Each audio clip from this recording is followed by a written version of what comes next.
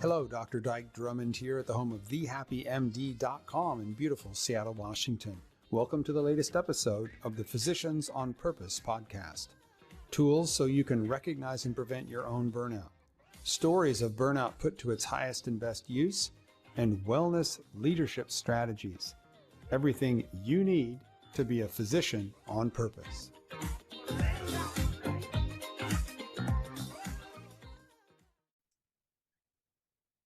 Hello again, Dr. Dyke Drummond here at the home of The Happy MD in beautiful Seattle, Washington with the latest Physicians on Purpose podcast. This is part 2 of our 3-part series on recognizing and preventing physician suicide. In part 1, my colleagues, Dr. Pam Pappas and Dr. Penelope both shared their personal story of times when they had gone through an episode of suicidal ideation very briefly, honestly, thoroughly, wonderfully.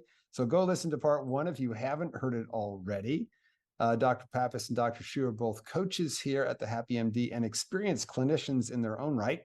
And today what we're going to do in part 2 is talk about what might you do if you are suspicious of or recognize that one of your colleagues is struggling in a way that you are suspicious that they might be having suicidal ideation as well.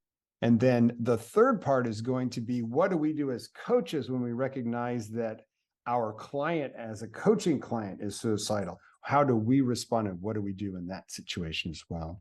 The other thing we're going to talk about today is, hey, if you're feeling suicidal, how might you reach out for help, and what barriers, including imposter syndrome and other things, might get in the way. So I can take the lead, but I don't want to. Who wants to go first? Well, I will say I've been thinking about this since our last conversation along the lines of like, what would have helped me? What would have been a lifeline that I would have reached out to back then? And I think, Pam, you mentioned this on our last call in terms of like,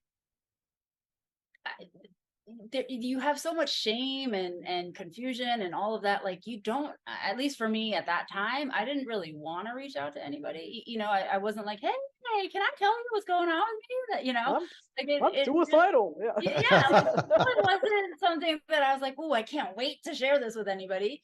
So I was thinking like, what would have gotten me to open up? And I think it's something that we, say all the time to our clients at the Happy MD, which is, if you have a hint of anything being off, reach out often and reach out consistently and reach out, genuinely. And I think for me, if I were on the outside looking at me, the only thing that I think anybody would have been able to pick up on was that I started to socially isolate myself further and further from people. When I started residency, like, we all ate lunch together in the cafeteria, and you know what I mean? Oh, you want to get coffee? Yeah, I'll go get hot coffee with you, and I was a little bit more social, but then as the dark clouds kind of came in, I stopped eating lunch with everybody. I actually would eat lunch in the call room because during the day, no one's in the call room. So I'd eat by myself in the call room. And then at night, even if we had time to go to sleep, I wouldn't sleep. I would like wander around, or I would, because my dreams were in LA, I would actually call LA because midnight in LA is 3 a.m. here. So in the middle of my night, I could still call somebody and find someone who was awake. So I'd be hanging out in like a nurse's station somewhere, like on the phone by myself, just talking to my friends, like crying, like, and just like not wanting to sleep. And, so whereas earlier, I would try to go to sleep and I would try to get some rest. So I think it was just sort of me detaching from everyone and hiding as much as I could. Like any free time I had, I'd run to the call room because no one would be there and I could just be by myself. So I think if anyone noticed that, and I don't know that anyone would, right? Because we're all so busy, but if anyone did notice that and did sort of ask, like, where do you go for lunch? Like, what are you doing all night? Why aren't you sleeping? Maybe that would have prompted me to say something. So I think, as far as us giving quote unquote advice or insight to people who are going to reach out, I think that's one of the signs that you can look for is, are they just sort of socially isolating, saying they're too busy or they're too tired to go to the happy hour after work or whatever, and use that as a red flag to say, hey, why are you too busy? What is going on? I haven't had lunch with you in 2 or 3 months. What's going on with that?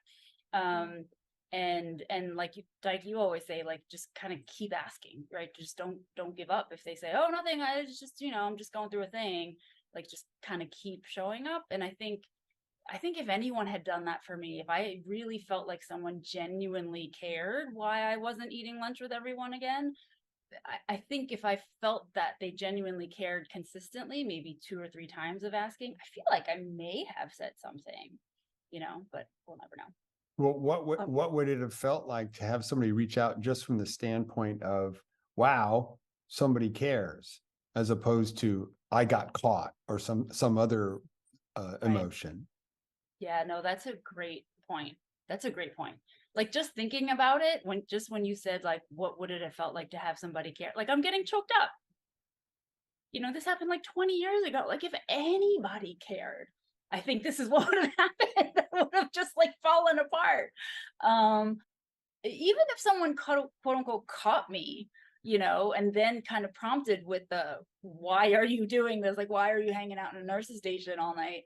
I think even that would have maybe, again, who knows, at least triggered something along the lines of like, well, this is why I'm doing it. Maybe I would have broken down. But it's interesting, that concept of someone caring is still so radical to me, even now, all these years later, that I'm like, I love it. I really feel that as you're describing it, like right in my chest, in my belly. I feel that, and it makes me want to say, back up some time before the suicidal thoughts or impulses and long hours of depression started to be the black cloud, because certainly I experienced that. And just underscoring the importance of some kind of cohesive community, even if it's not every single member of your residency program, because you're going to have some people that are just off, outliers, whatever that they are, but having a nucleus of at least 1 or 2 that, when they show up, they mean well. And so this is before you even dream that you might meet them.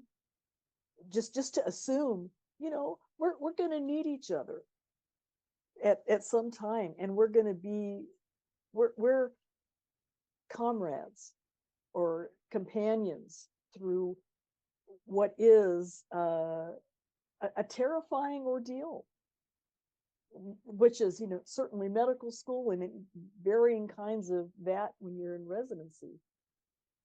And everything that you mentioned, Penny, it goes along with somebody feeling extreme shame, which is rampant in medicine, medical practice, and certainly medical training.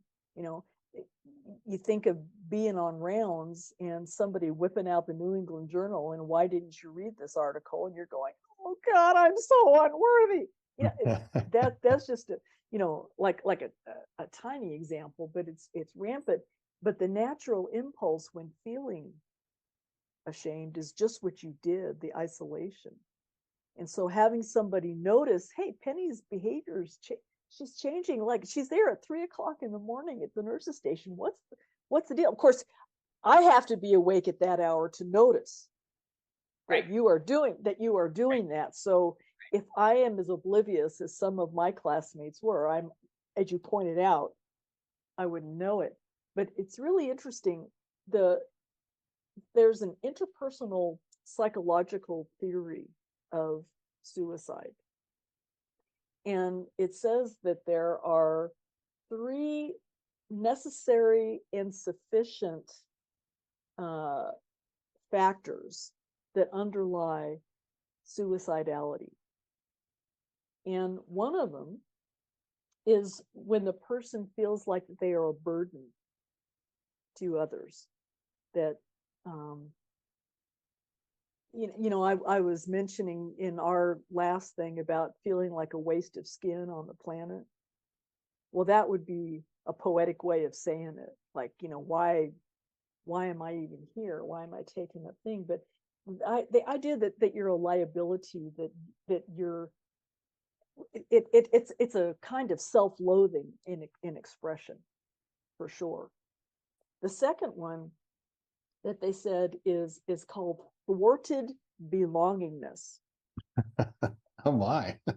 Well, because as humans, we're mammals, and so we're herd animals, and we seek to belong or be cared for, be accepted. And that's just in kind of our biological makeup. And so we do a lot of stuff that we do in order to meet what we think is going to help us belong. But if what we're doing all the time is not working, and we're being rebuffed, or we're being ignored, or the whole place is as cold as an iceberg, then that's criteria too. Now, the third one is that they have the acquired capability for suicide, like creating a plan, like Penny, you and the bridge, the thoughts about that. Me, for months, piling up tricyclic antidepressants. I was getting all the extra ones out of the closet and swirling those away for the time when I knew that I was going to need to do it. I didn't know exactly when at that point, but that was dangerous. So those three, when you're probably not going to hear about the third one until it's a super, oh my God, crisis. That, oh, by the way, I've been collecting fentanyl, or I've been getting my gun and making sure I have ammunition, and time off to go to the woods and shoot myself, because people plan stuff out like that. Well, and one of the concerns I always hear when people discuss that is that you didn't want the fact that you killed yourself to be a burden, right? So I'm going to jump off the bridge and make sure I wash out far enough that nobody finds me, or something like that. Or I'm going to make sure that the house is clean before I lay down on my freshly made bed and take all of my tricyclics, and I'll wear a diaper just in case, or whatever, right? That burden is there. Thwarted belonging.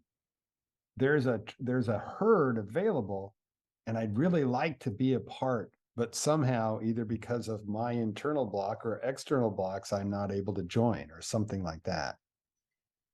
Well, we build up stories inside us about what people's behavior or facial expressions means or does not mean. And that may be close to what is actually meant, or it may be miles away from that. Could be just somebody just as tired and bedraggled and laid out as we are, and they didn't respond to your signal at the time, and you interpreted that as meaning, okay, there it is, I'm a burden, I'm worthless. It's not like trying to create drama, but it's really how it impacts way down deep inside our system. So I guess I'm all for doing whatever we can to build up group culture of kindness and compassion, clear-sightedness, before we ever think somebody's going to need it, because we know we are. That's all there is to it. Yeah, I've heard about.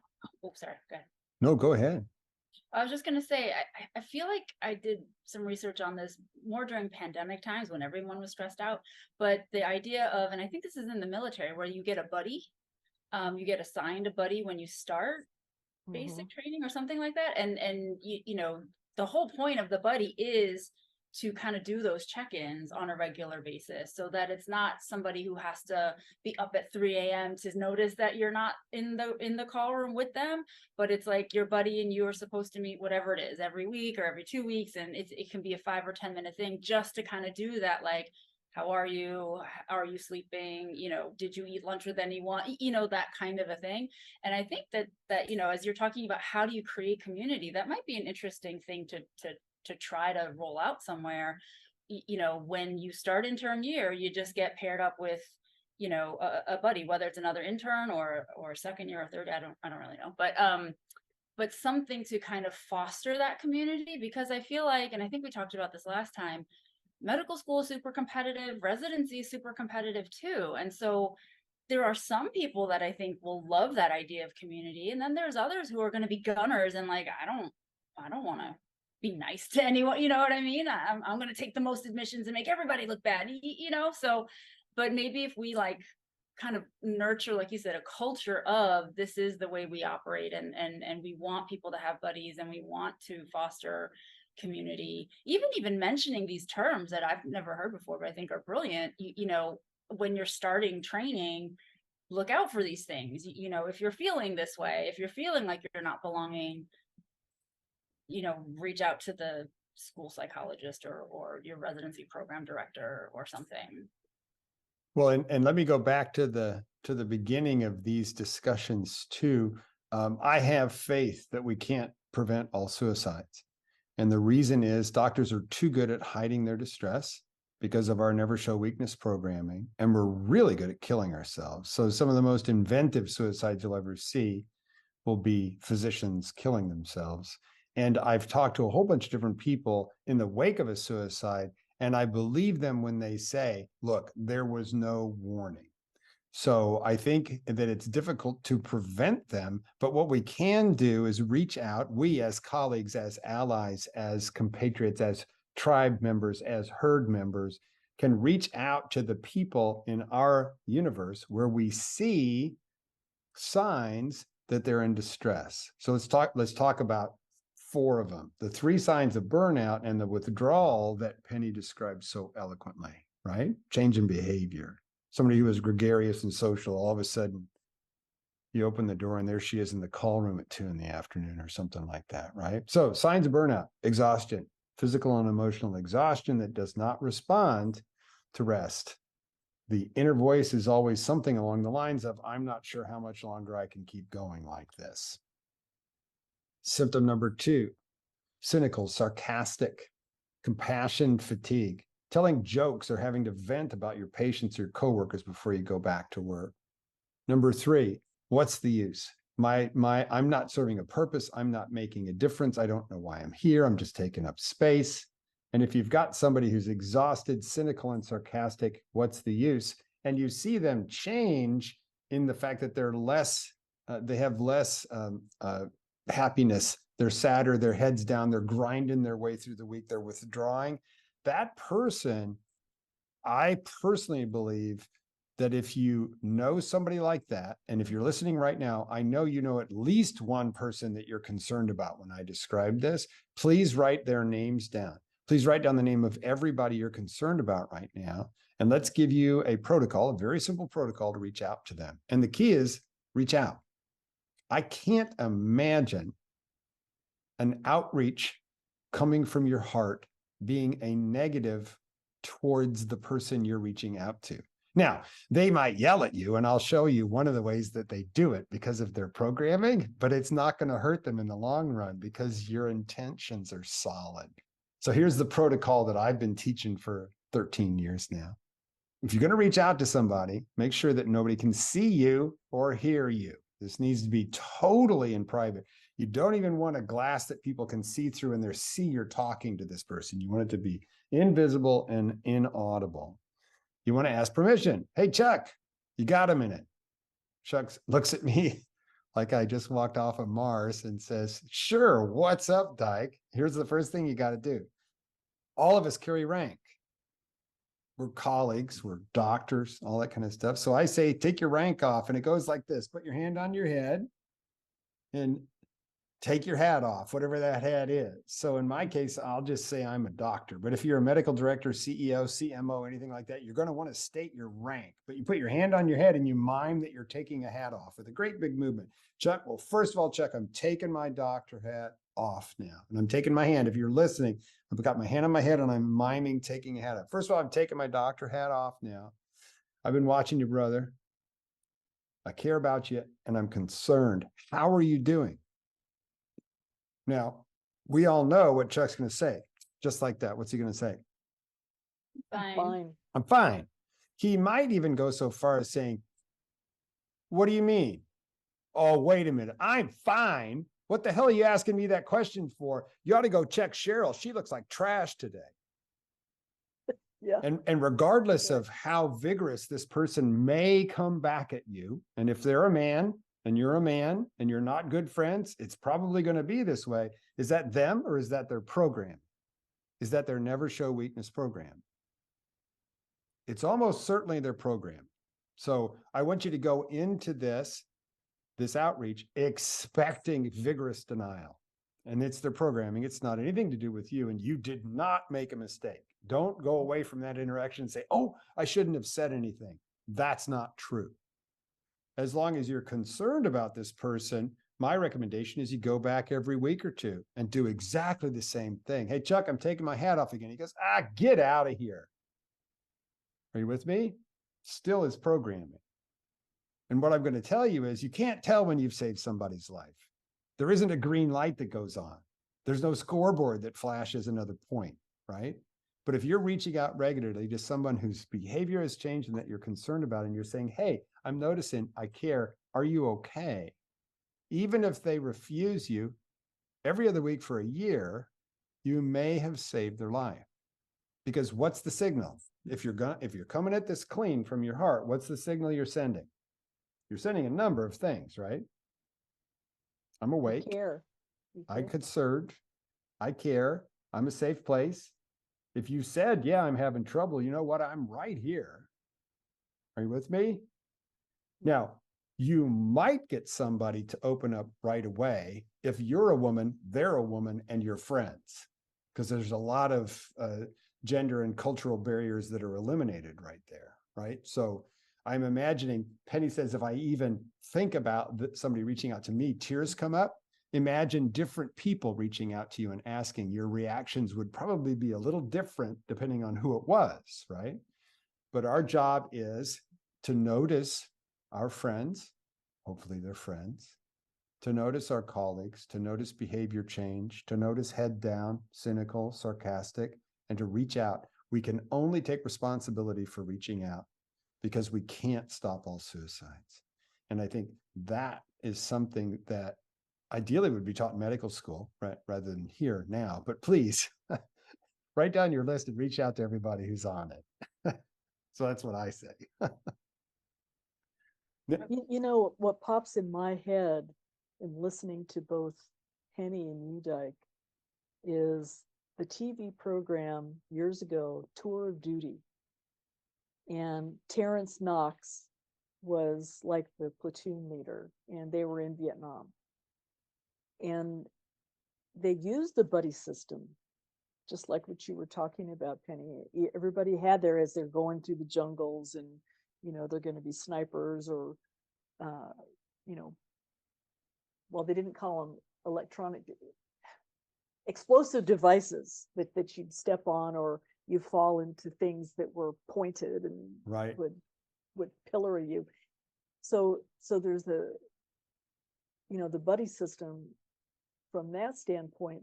But then also Terrence Knox, I mean, he was rough and tough and hard to bluff. He wore the headband, and he looked like God, hell on earth if somebody was going to be opposing him. But he was dead eye on point at all times. And yet, when you got back to the camp, he was a heart of gold guy.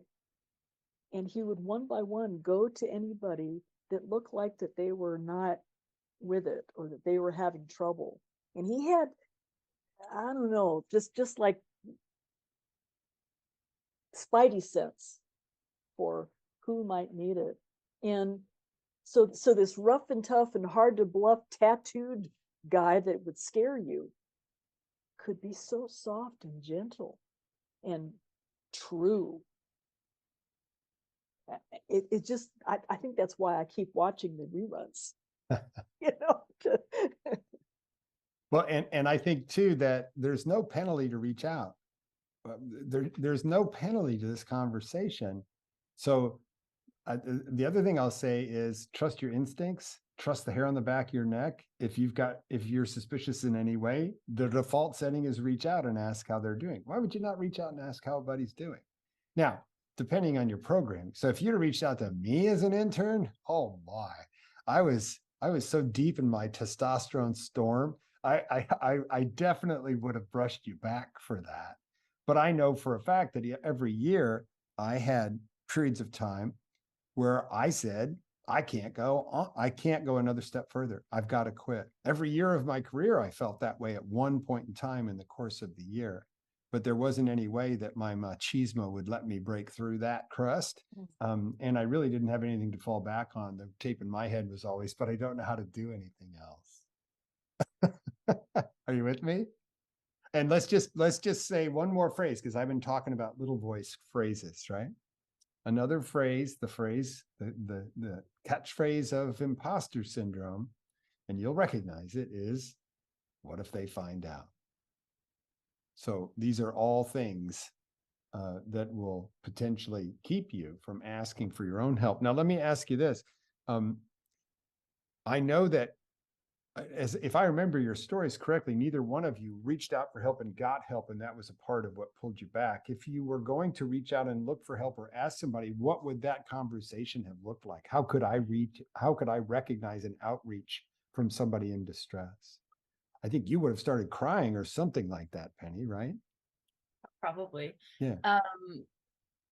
Yeah, I mean, as it's funny how, like, I had blocked out this whole bridge episode of my life, honestly, for like over a decade. And it only resurfaced when I started giving speeches as a coach. But anyway, the more I think about it, and I will say, and I will give my program director a lot of credit, because we had a conversation prior to me even starting intern year that I was already like not feeling it and I wanted to quit. So he would periodically, have little quote unquote meetings with me, I think maybe quarterly or something like that. And he would ask, how are you doing? How are you doing? How are you doing? And, I remember my answers were always like, oh, I'm okay. I'm okay. I'm okay. And I didn't ever break down and cry, but I feel like, I don't know, like it's hard to crack that shell of shame, imposter syndrome. Is he going to kick me out of the program if I say something now? What is everyone else going to think about it? And I do think that consistency message that you're delivering, Dyke, is so important. Like, maybe if I had just kept, having those meetings with him more frequently or something, maybe I would have eventually kind of cracked. But ultimately, after the bridge moment, the very next day, I went into his office and I was like, we got to talk. And I never told him about the bridge, but I had just said, I've had it. I've reached my nadir or whatever. Like, I've tried and I'm out. And he was very kind about it. He wasn't like, what's wrong with you? Are you sure you want to do that? He was just very, very kind.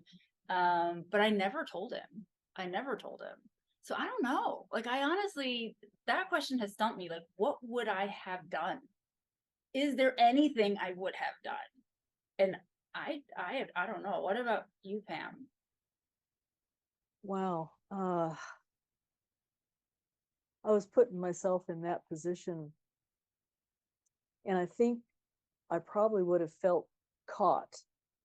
Like, Dyke was saying, well, are you catching them or are you kind of seeing them? And they were when they want to be seen. And because I had made such efforts to keep that a secret, that part of me a secret, and compartmentalized, squirreled away. And I think I was one of the recalcitrant ones. And I still do not know what I would have done had my friends not been there that night, that I went and they did answer the door, and God knows it was 10:30 at night.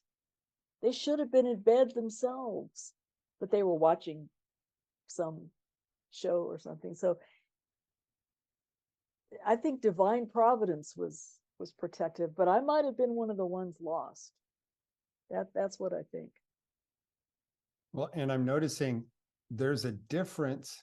The outcome is the same, a connection that brings somebody back.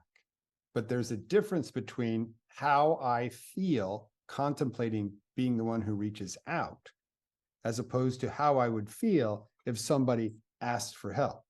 So what I would ask is that imagine you're being asked for help and exactly how you would respond to one of your colleagues that asks for help. And take that energy and put it into your effort at outreach. Does that make sense? Not to assume that it's going to be successful, but take that same, all I can imagine is a big hug. I wouldn't let you go. Okay. So it's like, imagine that hug, imagine that outreach, imagine that, oh, of course, come on in here. You want something to eat. I would obviously make something to eat as well. Right. So take that, engulfing, protective, loving energy and put it into your outreach. Be ready to be rebuffed, but think about using some of that proactively and going out and doing it. Because I think given all the barriers, the shame, the guilt, the feelings of failure, the what if they find out barriers that are there, it's hard to imagine somebody who would reach out and ask for help and reveal what they're going through unless they happen to be a very good friend of yours already. Well, I've often heard the saying, words that are spoken from the heart can't reach the heart, even if the programming makes you want to fight against it. But you still, it's soaked in a bit. You go, That's the tears. I'm starting to feel it. The chamomile tea or whatever, something. And you can, even if you don't speak at that time, you hold on to that feeling, and then maybe the next time it'll be a little less invasive feeling, and you'll be able to say, well, I've been feeling like shit lately, this. And then if there's time and space and privacy, I loved what you said about that, to make sure that it is private in all the ways, then a person might feel safe to speak the unspeakable. I do like that imagery of, this is like one of the basic self-compassion tenets, right? Like, what would you do if a friend did come to you with those feelings? What would you say or do? And then, direct it back towards you, and kind of planting the idea that that's what's waiting for you on the other side, right? If you do reach out, that's what's going to meet you there. And I'm going to cry again. You're not going to get rebuffed. Like, no one's going to laugh at you. They're going to be there. You just have to say something, because people do love you, of course, right? When you are lost, when you are lost in that much shame and pain, you think like nobody's going to notice that I'm gone. Nobody's going to care. I'm a burden. Why would I ever reach out? But hopefully, if you can hold on somehow through all that darkness, that like the love that you would give is right there for you, right? The care that you would give anybody else is right there. You just gotta just make the, it's like ET, like you just gotta touch. You don't have to do a lot, right? I don't think you have to sort of be like, well, I'm contemplating suicide and I've been stashing all the TCAs, I don't think you need to kind of go into any of that. I think you just need to say like, I am not well. I am in a dark place. And, and I think whether it is a colleague or an advisor or a friend or, anybody, I think if anyone hears those words, like, hey, I am not doing well and I'm in a dark place, I think that would trigger, as you said earlier, our herd, compassion, like, come here, let me give you a hug. Let me, cook you something. And trauma. Man, look, that's the way it is. That's the way it leaves. Right. That's the way it goes. And because all of us have a natural capacity for this to move on through. Keep moving. Yeah. Yep. If we keep breathing. Well, and the experience of saying I'm not okay and noticing and being witness to the fact that the world does not collapse at that point in time. There's no siren, no whistle. You're not put in a padded jacket and hauled off. They don't take away your diploma. Nothing bad happens. What you get is support. Ideally, that's the step. That's a step that brings you back to realize that the things that you feared the most, like if I admitted it's all over, that's actually not true. Okay, we need to wrap a bow on this for time's sake. Any last things you'd like to say for this particular episode? Realizing we're going to do episode number 3 next time, which is about how do you respond to these things when you're in a coaching relationship and this comes through in your client. What else would you like to do or say or ask to be complete for today? I'm just taking a deep breath and letting it move through because it's kind of stirred me up a little bit too. Well, thank you so much, both of you, for being so open, honest, truthful, and transparent on behalf of our listeners and the podcast and the people out there that hopefully will take this information and go make a difference in their tribe and their people. Penny. Yeah, no, I appreciate that, taking a deep breath. And I really just want to say that, we're coaches and whatever, so maybe we feel more comfortable talking about this stuff, but everybody feels this way, right? And I really want to set that message out. Like, again, it's okay if you have these thoughts. It's okay if you do get upset. We're here, like so many people are around that do care. I just want to knock down the shame wall. I really do. And hopefully the more we talk about it, and I'm going to cry again next time, I'm sure, maybe, hopefully my own shame wall will come down. And my hope is that people listening and watching can understand and maybe try to knock away a little bit at their own shame wall, or the shame wall that, one of their colleagues might be hiding behind. Yep. I've got to say one other thing with that, because the shame wall, the thing that is an antidote to shame is the self-compassion that you were talking about, for sure. But then telling your story in safe places. I underscore the safe place, and that if we can become a safe place for each other, not necessarily as a coach, right, as a human being, then that's going to contain this stuff and antidote it. Because then if we're the safe place, then people feel safe to tell their story, and somehow the shame starts to ebb away. I've experienced it a million times myself. That's when you're brought into the herd. Yeah. You've excluded yourself, right? But now you've brought yourself back into the tribe or the herd. Awesome. Great stuff. So Dr. Pam Pappas, Dr. Penelope Shue, Dr. Dyke Drummond here on the Physicians on Purpose podcast. That's part 2 of our 3-part series on suicide. We'll see you on number 3. Please make the list. Please reach out to your people. Take your hat off. Let them know you love them. See what happens. You never know when you're saving a life. And we can't prevent all suicides, but we certainly can reach out to everybody you're concerned about. So go for it. And until we see you on the next podcast, keep breathing. Have a great rest of your day.